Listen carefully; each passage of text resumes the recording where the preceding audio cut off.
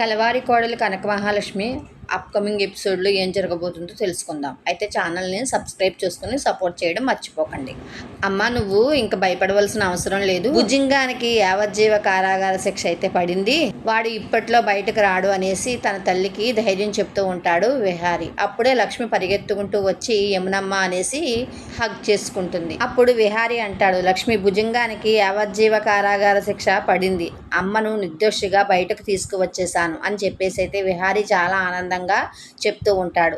ఇక అప్పుడు లక్ష్మి అంటుంది, ఇక మీదట మీ కష్టాలన్నీ తీరిపోయాయి విహారీ గారు, మీరంతా కూడా సంతోషంగా ఉంటారు అని లక్ష్మి అంటూ ఉంటే, అదేంటి లక్ష్మి మీరంతా అంటున్నావు, మాతో పాటు నువ్వు కూడా ఉంటావు కదా సంతోషంగా. అదే చెప్తున్నాను అంటూ ఉంటుంది లక్ష్మి. అప్పుడు యమున అంటుంది, ఒరే విహారీ, ఇంకా ఆలస్యం చేయకుండా లక్ష్మి మెడలో నువ్వు తాళి కట్టాలి, నువ్వు తనని భార్యగా స్వీకరించాలి అని యమున అంటూ ఉంటే లక్ష్మి అంటుంది, వద్దమ్మగారు వద్దు, ఇప్పుడు అదేమీ వద్దు, ఇప్పుడు మీరు బయటకు వచ్చారు అదే చాలు అని లక్ష్మి అంటూ ఉంటే, అదేంటి లక్ష్మి అలా మాట్లాడుతున్నావు అనేసి యమున అంటుంది. అమ్మ, ఇప్పుడు కనుక నేను విహారీ గారి భార్యని అని చెప్తే కనుక ఇక సహస్రమ్మ చనిపోతుంది. ఇప్పుడే ఒక కష్టం తీరింది, మళ్ళీ ఇంకో కష్టం వస్తుంది, సమయం వచ్చినప్పుడు అదే జరుగుతుందమ్మా, ఇప్పుడు మట్టుకు అటువంటి ఏమీ పెట్టకండి అమ్మా అనేసి అయితే లక్ష్మి అంటుంది. సరేననేసి విహారీ కూడా అంటాడు. ఇక తర్వాత లక్ష్మి, విహారీ, యమున అందరూ కలిసి ఇక ఇంటికైతే బయలుదేరతారు. కట్ చేస్తే ఇంటి దగ్గర ఉన్న సహస్ర అయితే చాలా ఆనందంగా సంతోషంగా అటు ఇటు పచార్లు చేసేస్తూ ఉంటుంది. ఇక చూసిన వాళ్ళ అమ్మ వచ్చి, ఏంటి ఎంత ఆనందంగా ఉన్నావు అనేసి, దానికి సహస్ర, అమ్మ, పేడ దరిద్రం వదిలిపోతుంటే ఎవరికైనా సరే ఆనందంగానే ఉంటుంది కదా, ఆ లక్ష్మి శాశ్వతంగా వెళ్ళిపోతుంది, అందుకని నేను ఇంత ఆనందంగా ఉన్నాను అని తన తల్లి పద్మాక్షితో చెప్తూ ఉంటుంది సహస్ర.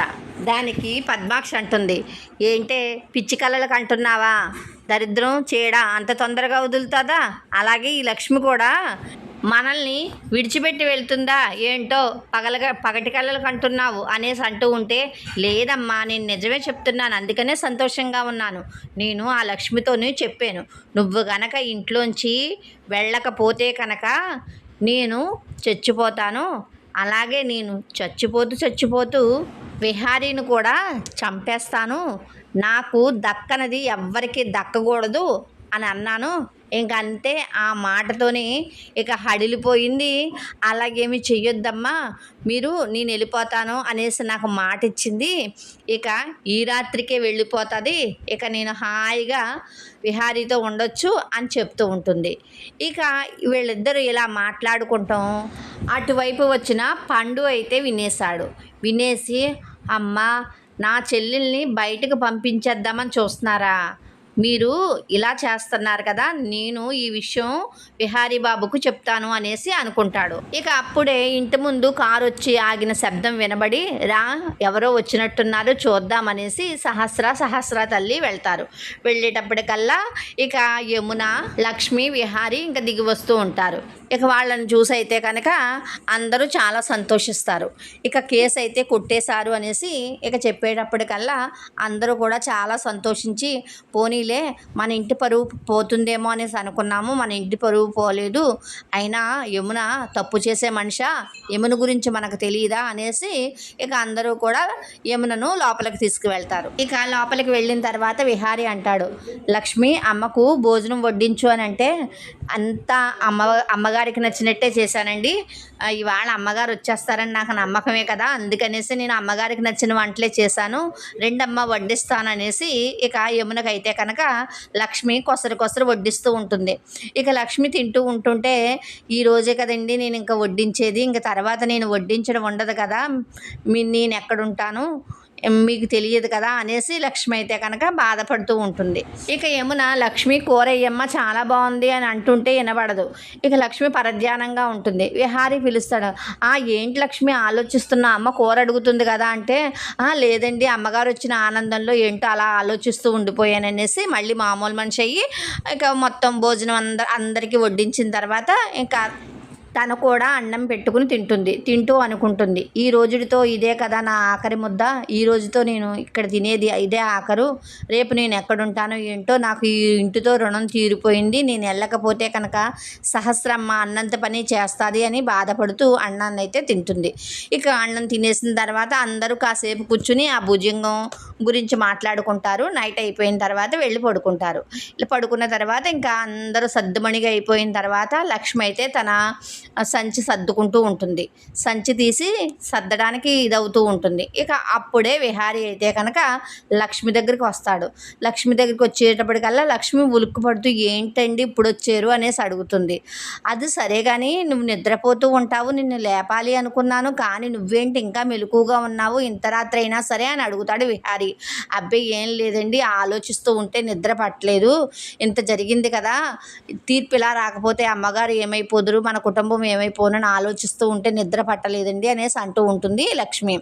అదంతా ఏం జరగలేదు కదా, ఇప్పుడంతా సవ్యంగానే ఉంది కదా, ఆ భుజంగం పీడ కూడా మనకి విరగడైపోయింది, నువ్వేమి భయపడక, ఇంకా అమ్మ సేఫేలే అని విహారీ చెప్తూ ఉంటాడు. అయితే లక్ష్మి ఎప్పుడు వెళ్ళిపోతుందా అనేసి సహస్ర కూడా పడుకోకుండా అలా ఎదురు చూస్తూ ఉంటుంది. విహారీ లక్ష్మి దగ్గరికి వెళ్ళడం చూస్తుంది. చూసి ఇప్పుడు వెళ్తున్నాడు, కొంపదీసి ఇది వెళ్ళడం మానేస్తుందా ఏంటి అనేసి భయపడుతూ ఉంటుంది.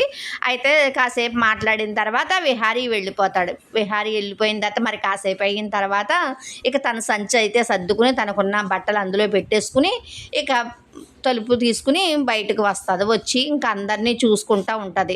అందరినీ చూసుకుని ఇక యమునికి అయితే కనుక కాళ్ళకి నమస్కారం చేసి, నన్ను క్షమించండి అమ్మ, మీకు ఎవ్వరికీ చెప్పకుండా వెళ్ళిపోతున్నాను, నాకు ఈ ఇంటితో రుణం తీరిపోయింది, ఇక్కడ నేను ఇంక ఉండలేను, వెళ్ళిపోతున్నాను అనేసి అయితే లక్ష్మి అందరికీ చెప్పుకుంటూ వెళ్తూ ఉంటుంది. ఇక పండు కూడా కనబడతాడు. నన్ను సొంత చెల్లిలా చూసుకున్నావు అన్నయ్య, నీకు కూడా చెప్పకుండా వెళ్ళిపోతున్నాను, నన్ను క్షమించనేసి పండుగ కూడా చెప్పేసి మనసులోనే అందరికీ కూడా చెప్పేసుకుని ఇక నెమ్మదిగా డోర్ దగ్గరికి వెళ్ళి ఇలా డోర్ తీస్తూ ఉంటుంది. అంతే, లైట్ వెలుగుతుంది ఒక్కసారి.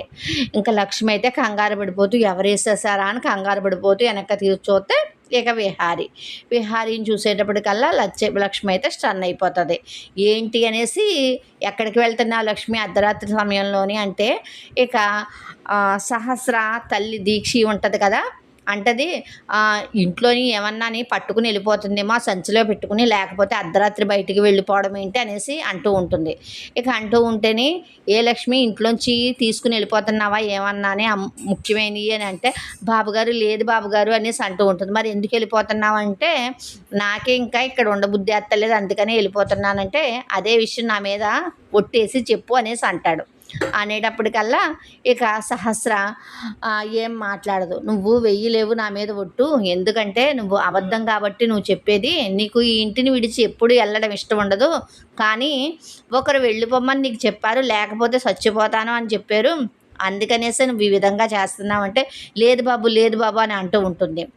అంటే అప్పుడు యమున అడుగుతుంది, ఎవర్రా వెళ్ళిపోమన్నది అని అంటేనే, ఇంకెవరమ్మా సహస్ర, లక్ష్మి ఇంట్లోంచి వెళ్ళకపోతే కనుక తను చనిపోతాను అని బెదిరించింది, అందుకనే వెళ్ళిపోతుంది, అవును కదా లక్ష్మి అనేసి అంటూ ఉంటాడు విహారీ. లేదు బాబు, లక్ష్మమ్మ అలాగేం చెప్పలేదు, నాకే ఇంక ఉండబుద్ధి అవ్వలేదు అందుకనే వెళ్ళిపోతున్నాను అనేసి అంటూ ఉంటుంది. అయితే నువ్వు ఎంత అబద్ధం చెప్పినా నాకు తెలుసు, ఏ సహస్ర నిజమే కదా అంటే నేనెందుకు చెప్తాను, నేనేం చెప్పలేదంటే అప్పుడు సహస్రాన్ని లాగి ఒక్కడు కొడతాడన్నమాట విహారీ. నాకు ఇదంతా ఎలా తెలిసింది అని అనుకుంటున్నావా, ఇంటి పనోడుకున్న విశ్వాసం కూడా నీకు లేదు, పండు చెప్పాడు నాకు ఇదంతానే, నువ్వు మీ అమ్మ మాట్లాడుకుంటూ మొత్తం విన్నాడు, అదే నాకు చెప్పాడు, ఇటువంటి పని ఇంకొకసారి చేసావు అంటే కనుక లక్ష్మి కాదు నువ్వు వెళ్ళిపోతావు ఇంట్లోంచి, మెడపట్టు బయటికి గెంటేస్తానని చెప్పి వార్నింగ్ ఇచ్చి లక్ష్మిని అయితే కనుక ఇంట్లోకి రమ్మంటాడు. యమును కూడా ఇటువంటి పిచ్చి పిచ్చి పనులు చేయకమ్మా, నువ్వు ఇంటిని విడిచి ఎక్కడికి వెళ్ళవలసిన పనేమీ లేదు అనేసి లక్ష్మిని అయితే యమున లోపలికి తీసుకువెళ్తుంది.